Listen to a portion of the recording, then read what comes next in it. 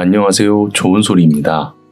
오늘은 한 회사 직원이 회사에 대한 애사심이 쫙 빠졌던 과정에 대한 글을 소개해 드리고자 합니다.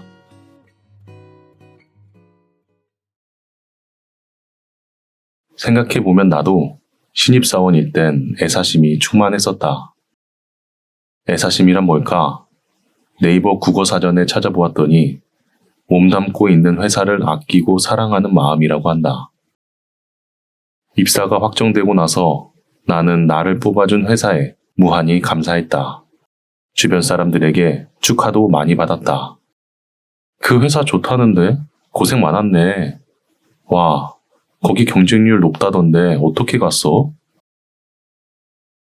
그렇게 회사가 나의 자랑이 되었고 회사에서 일하는 나의 멋진 모습을 상상했다. 신입사원이니 입사 초기에 연수와 교육이 많았다. 신입사원들을 모아놓고 연수를 할 때는 시키는 걸 아무런 불만 없이 다 했다. 군대처럼 새벽 6시에 기상해서 체조를 할 때도, 조별로 애사심을 보여줄 수 있는 짤막한 동영상을 만들 때도 나는 회사 입사하면 당연히 회사 문화를 따르는 게 맞다는 생각이었다. 심지어 회사 임원들 앞에서 며칠간 배운 율동을 추며 재롱을 부릴 때도 나는 임원들 눈에 띄기 위해 몸부림쳤다. 아직 제대로 일도 안 했는데 내 애사심은 하늘 높은 줄 몰랐다. 교육을 들을 때도 마찬가지였다. 회사를 창립한 명예회장의 생애를 달달 외우게 할 때도 있었고 회사의 비전을 시험 보는 경우도 있었다. 인사팀 직원은 높은 경쟁률을 뚫고 입사한 우리들에게 조직의 새로운 피로 회사의 문화를 바꿔나가길 바란다고 말했다. 특강을 온 임원 한 분은 자신이 얼마나 치열하고 처절하게 일해서 이 위치까지 올라왔는지에 대해 얘기하며 회사 생활에 대한 조언을 아끼지 않았다. 회사의 별인 임원은 아무나 하는 게 아니라는 생각이 들었지만 내심 속으로 회사에 입사했으면 임원은 달아봐야지 라는 마음도 있었다. 교육을 받으면서도 회사는 나에게 애사심을 주입했고 열린 마음으로 임했던 나는 그대로 그 애사심을 흡수했다.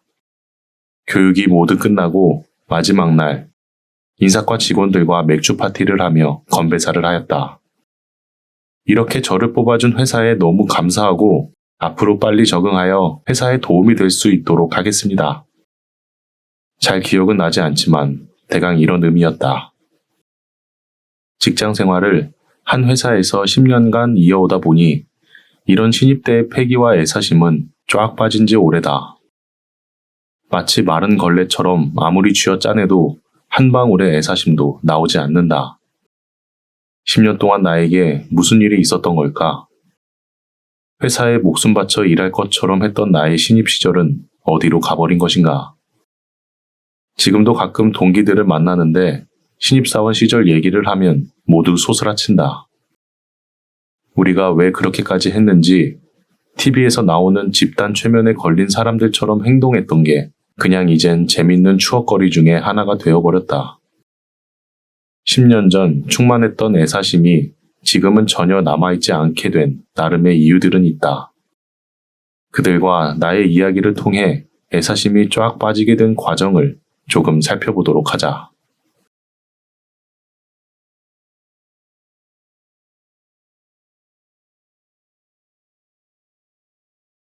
신입사원 시절 모든 연수와 교육을 끝내고 현업에 투입되었다.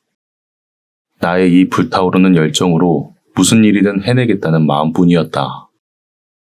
사수가 정해지고 사수를 통해 실무를 배워나갔다. 신입교육 때 도대체 뭘 배운 거야? 내가 말했는데 금세 까먹었어?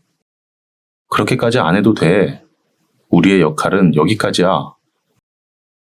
뭔가 내가 생각했던 창의적이고 획기적인 일이 아니었다. 나만의 역량을 뽐낼 수 있는 업무 구조도 아니었다. 그저 기계 부품처럼 일이 잘 굴러가도록 만드는 것뿐이었다. 물론 그거조차도 쉽지 않았다. 정해진 규칙과 따라야 할 절차들이 더 이상 나라는 가지가 뻗어나가지 못하도록 울타리를 쳐버렸다. 그 속에서 내가 할 수 있는 것과 하지 못하는 것을 구분해냄으로써 애사심이 한 커플씩 벗겨지고 있었다.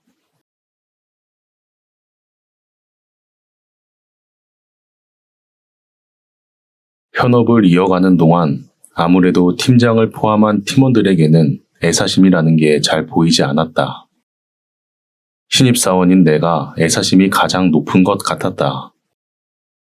어느 정도 현업에 적응할 때쯤 우리 조직을 이끌어가느라 너무나도 바쁜 임원과의 식사 자리가 마련되었다. 신입사원은 모두 해야 하는 절차 중에 하나였다. 대화를 하면서 나는 깨달았다. 아, 우리 조직에서 내가 애사심이 제일 높은 게 아니었구나. 한풀 꺾인 나의 애사심을 그대로 짓누르듯 임원은 상상 이상의 애사심을 나에게 보여줬다. 마치 회사와 자신을 동일시하는 무라일체가 아닌 사하일체 수준이었다. 주말 밤낮 없이 일했던 과정들, 가족 행사보다 회사 행사를 우선시했던 날들, 본인 몸은 망가지더라도 회사는 망가지지 않도록 했던 일들 모두 내가 생각하는 것 이상으로 그는 회사의 모든 걸 바쳤다. 몇 년이 지나고 그렇게 회사에 몸바쳐 일하던 애사심 최상의 임원은 어느 주말 회사에서 온 전화 한 통으로 한순간에 소리소문 없이 잘려나가고 그 자리는 다른 임원으로 대체되었다. 그 사건 이후로 나의 애사심은 바닥으로 주저앉았다.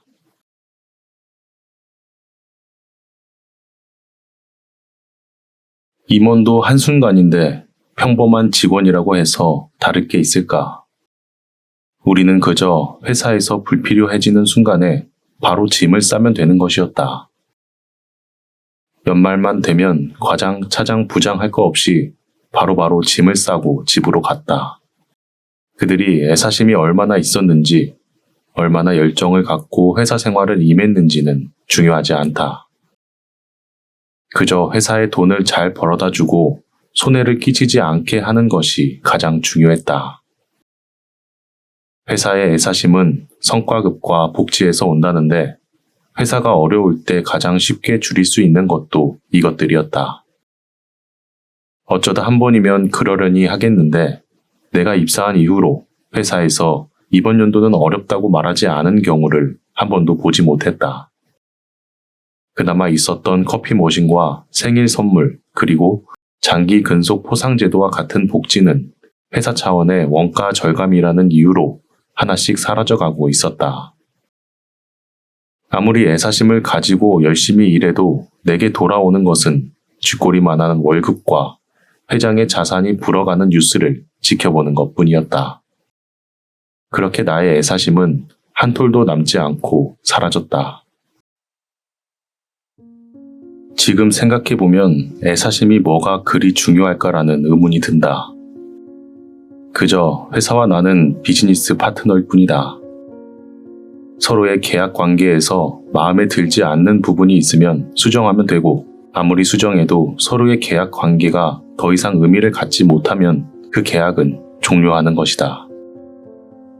다만 문제는 내가 그 계약에 을이라는 것.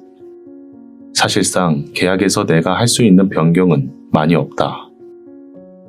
그러니까 우리는 항상 회사와 동등한 입장이 될 수 있도록 나 스스로의 가치를 올려 계약 관계에 당당히 임할 수 있도록 노력해야 한다. 그러기 위해선 하나의 길로 오를 수 있는 사다리 하나만을 아주 심혈을 기울여 만들지 말고 여러 사다리들을 이곳저곳에 설치해 놓고 오르다가 무너지면 다른 사다리로 갈아탈 수 있도록 준비해야 하겠다.